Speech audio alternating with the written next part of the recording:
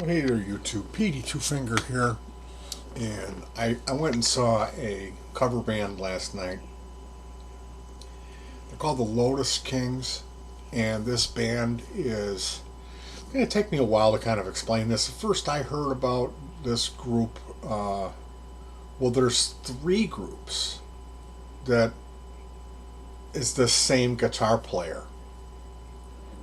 There's Deacon Blues, which is Steely Dan tribute. There's the Lotus Kings, which is Santana tribute. Then there's Big Suit, which is Talking Heads. Now I've seen two of these groups. He told me, I've spoken to the guy both times that I saw them. I talked to the guy, the guitar player. And he told me, oh, you've got to come out. If you like what we do, you've got to come out and see the Steely Dan tribute. There's 18 people in that. I know I exaggerate sometimes on this channel, but I'm not exaggerating about that. That's what struck me, was this ad in the Illinois Entertainer is the free publication in Chicago area that deals with bands and the bars that host them. So it's a wonderful free publication that has a want ads section.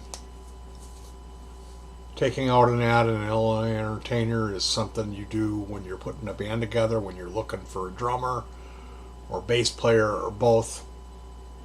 It's a wonderful magazine. It has interviews with bands, people who are coming to town or people who've released albums or Chicago musicians, but they have national acts and worldwide acts in the magazine. And then they have listings for every day of the month and all of the clubs and who's playing there. So we had a DJ in Chicago, radio personality, who he was a wacky DJ, and one of the segments on his show was they would read band names for who was playing, and they would pick the real unusual, funny sounding band names and just read those on the air. That was one of the segments on this.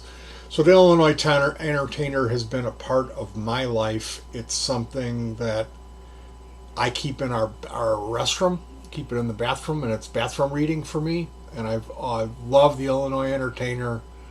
Although they do a review section. They have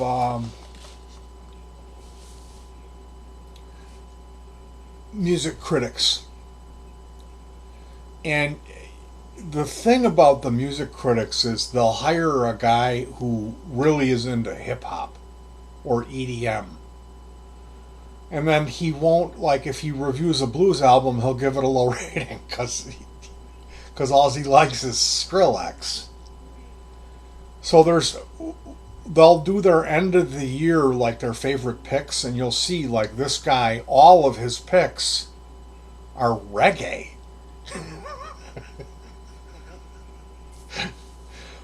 They gave Mr. Bungle California album a 5 out of 10. And they said only rabid fans would like it.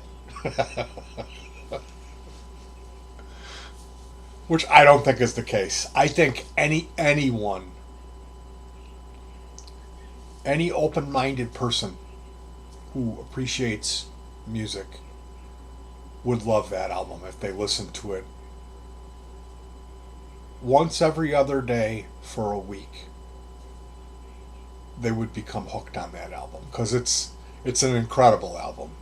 I think that guy listened to it twice and wrote his review, and it never clicked with him. But I digress. That's my big axe that I have to grind against the Illinois Entertainer, is the fact that I've paid attention to that publication, and I know who writes for them. Andy Akragakis, that guy. I know certain people, what they like and what they don't like. And so I take the Illinois Entertainer with a grain of salt. Now, Deacon Blues advertises in the Illinois Entertainer, and here's this ad. There's 18 people in it. So for some reason, every time the Deacon Blues plays, I have something come up, and I'm unable to make it to the show now. I have it penciled in this year, or it'll rain. It'll rain. We're gonna go see Deacon Blues. This is the year.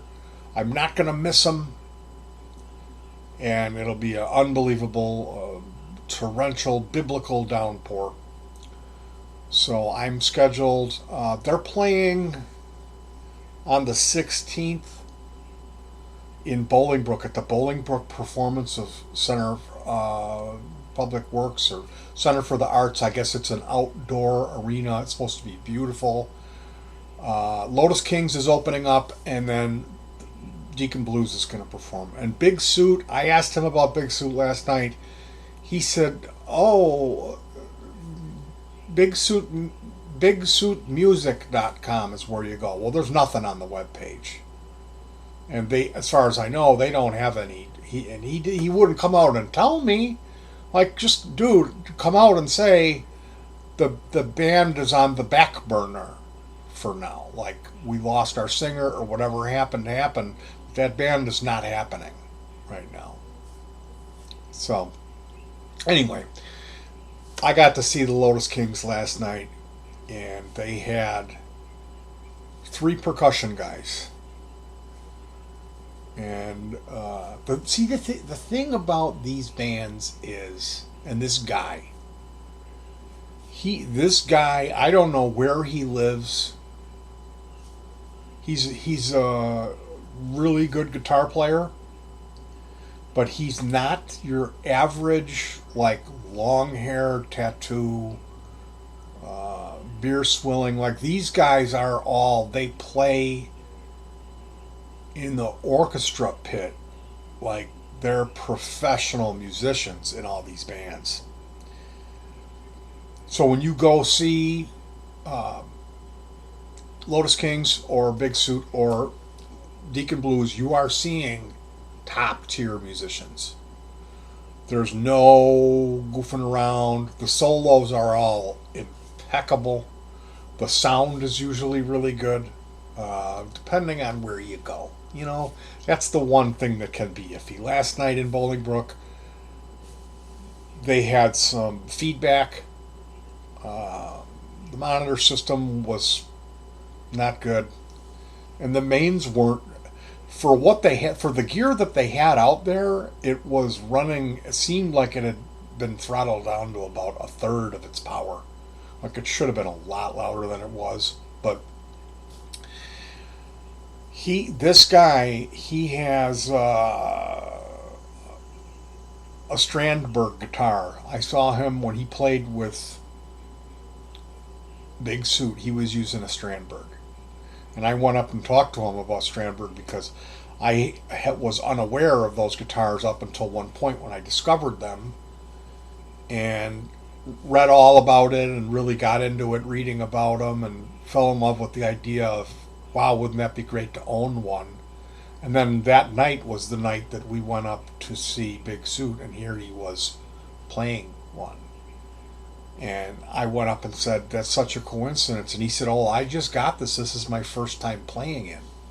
And I said, "Well, how do you like it?" And he said, "Oh, it's incredible. It's engineered like, nothing else. It's unbelievably light. It's ergonomic." So he has a Strandberg, this guy, and he played it all night at that Big Suit gig.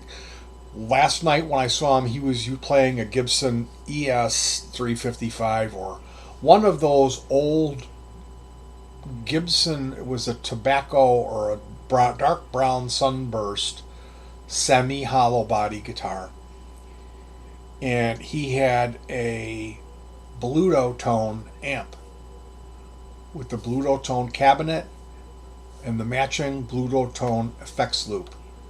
Then he had a Kemper floorboard. Now, this Kemper floorboard is not so much for modeling amp tones, it's just for effects. It's just a really high quality multi-effect unit. I'm sure it has the modeling in there, but probably the way he's using it, because you could hear he had tube tone. He had tube distortion and tube tone. And So this was an opportunity if you're in Chicago and you've never heard what $10,000 worth of guitar equipment sounds like. If you've never heard a $10,000 rig, you've never heard that, you can go check them out. What does a $10,000 guitar rig sound like? Go see the Lotus Kings. Go see Deacon Blues, and you will know what it sounds like. And you can hear the tube distortion. You can hear the power tube saturation, all that stuff. He's able to get feedback. It sounds a lot like harmonic modes. Fernandez sustainer guitar. That's what it sounded like. So I play a sustainer, and some of his feedback, man, it sounded just like hitting that, pulling the volume knob out. That's how you engage it. But yeah, the tube distortion is a little different than when you're getting it from pedals and stuff like that, or using a modeler like I do. You know, like the first time I saw him in that Talking Heads band, I didn't notice anything. I did not notice, like, it wasn't like, man, his tone is good, or it's different, or it's tube. It was just normal, you know. But Talking Heads really isn't that type of music, you know. So last night we arrived. It was packed. It was overpacked. It was like all the normal people. What I mean by normal is the people that normally come out to these things were there, plus a huge draw from the Hispanic community because it's Santana. So you had all of these Hispanic people, and then all of the normal, like older, like middle-aged to old white people that come to these things and set up their floats. There's guys that look like they're ready to die. They're so old, and none of them are looking at the stage. They're just like, they got this look of like terror, and they're staring at the ground the whole time. It's like, you know, and their wife's there. She's like 80, and she's tapping her foot, you know, that type of thing, grandma. But last night, about 15 minutes into it, I said to my wife, I said, this is tube tone. Listen to what this guy has. Listen to his distortion. This is really good tone. This is it. This is the pinnacle. And so I went up there, and sure enough, it's a Bluto tone amp with a, because I forgot. I had seen that the first time that we saw him last year with Big Suit, and I looked it all up. And it's a $4,500 amplifier. The effects loop is $1,000. It's a tube effects loop, rack mount, and that just changes the impedance level to make your pedals line up with it, supposedly. And then the cabinet is $750. You figure somewhere around $2,000 for the Kemper and whatever other accessories he has. And then the guitars, and we're at that $10,000 mark real quick. Adding in the $3,000 Strandberg guitar, and then whatever this Gibson is worth that he had. He had a Strat up there too, which I didn't see him play, but I'm sure whatever it is, it's top of the line, because this guy is not messing around. He's not messing around. He's got a very specific thing he's going for, and you can hear that. And that's my point is, to me,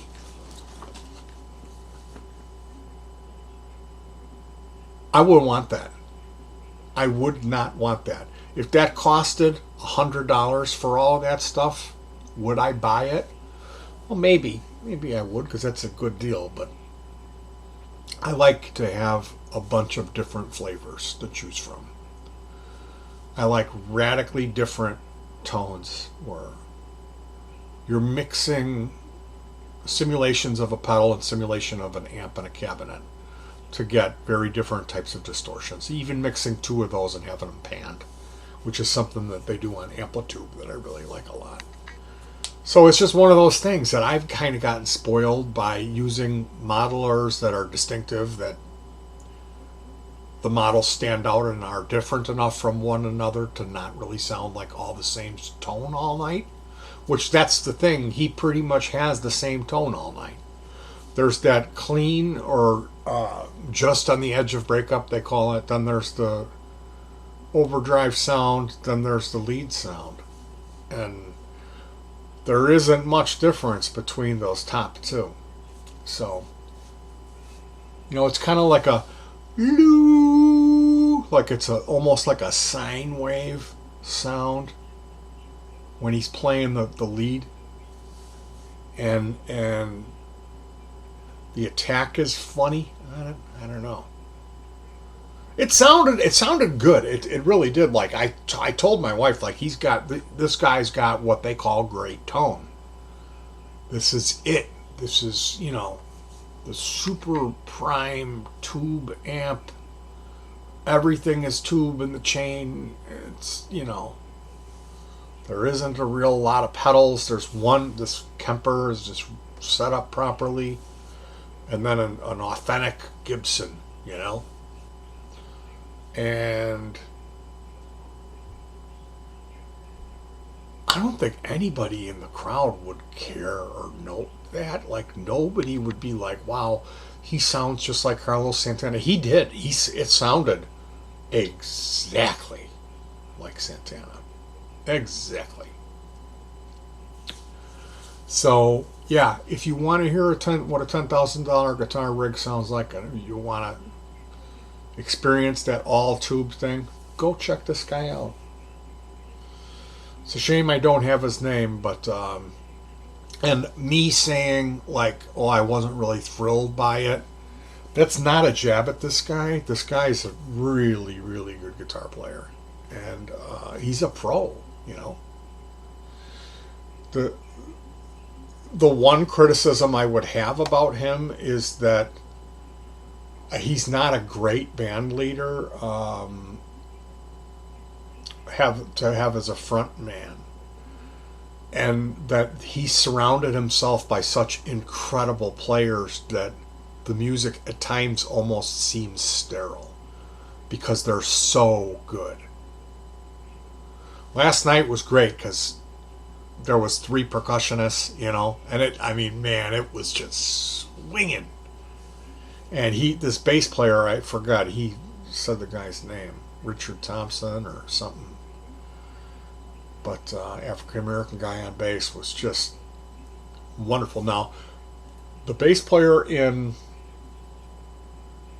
Big Suit is a woman named Janice, who was like a jam band regular, like kind of a big deal player. She's a girl named Janice, and they had like T-shirts and like, what would Janice do? She was there with a dog, like she's got this dog that like it's like her partner, and she was really good. Like I really enjoyed watching Janice. This other guy was just so good that it was just kind of a little bit sterile to me. And you risk that when you get into that. They're so good category. It just starts losing its soul for some reason.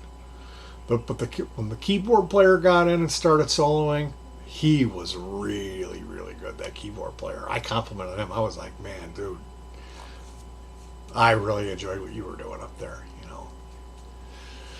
So it was a good night. I would highly recommend all of these bands, and he really recommended that I check out Deacon Blues. So that's what I'm looking forward to. And again, I'm not saying that, it's to each his own. If you're a guitar player, I'm not going to tell you, hey, you should use what I use. No way. You've got your own path to find. Everyone does. So we need to let that's okay that you have something different than me. Like this guy, he's in a Santana cover band. He's found what makes him happy. He has his tone, which is awesome. He's arrived. He's not staying up at night thinking, man, what if I got that thing? What if I tried the, like, it's none of that. He knows what he wants and he's got it.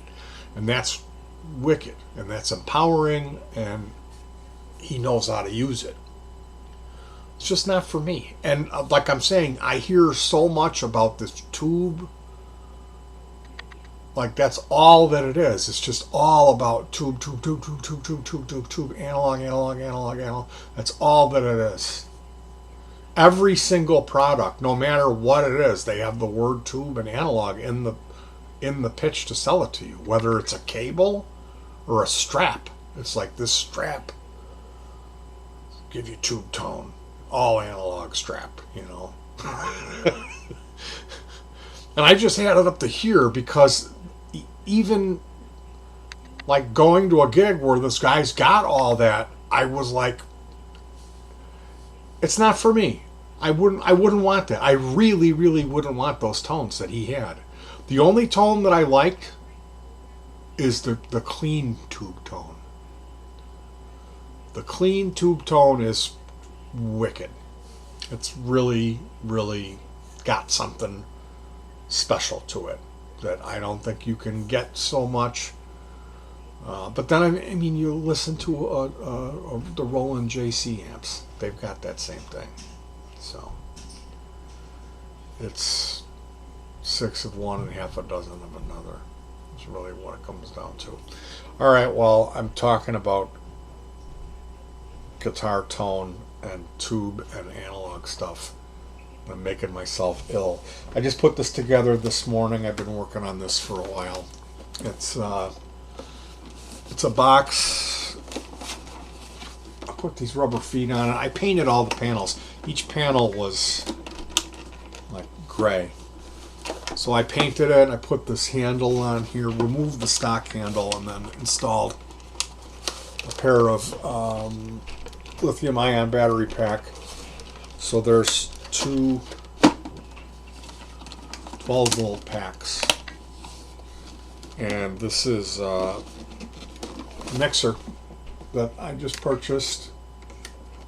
And I'm going to eventually put the power amp. It's going to live in here with knobs here to adjust the volume and the bass and treble. And then there will be a MP3 decoder unit in here with a digital display and a TIFF card, or like an mini SD card. So I'll have a foot switch where I can start and stop the music. And this is basically, you know, my guitar signal comes up stereo and plugs into here. My wife's bass signal comes up stereo, plugs into here. And then the MP3 is internal. It'll come up and plug in here. And then the power amp is going to be inside of here. And then there'll just be jacks, 3 jacks. One for the right and left PA speakers and one for the subwoofer. And then that'll be the power mixer.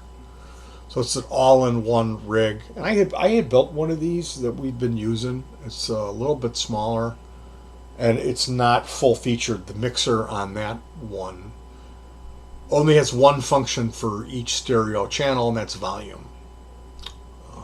And it wasn't the best mixer, so I got this mono price 615808 mixer. I paid $35 for the mixer on eBay. And this arrived today, and I was able to mount it up on this box and assemble the battery packs for it. So that's what we're going to be using in the future for our remote jams. Anyway, I'm on the 16th. I'm going to be heading up, which is coming up in about a week. I'm going to be seeing Rocks Off perform at Delwood Park. They're a Rolling Stones tribute band, and then there's some Journey band. I'm going to be able to see a little bit of their show, but then I got to swing over and pick up my wife. So I'm going to be checking out this Rocks Off band. I've known about these guys for a while. I've never checked them out, so I'm excited about that. And then hopefully we're going to be doing a music day tomorrow. So look for videos from the duo coming up this week. And I'll see you soon.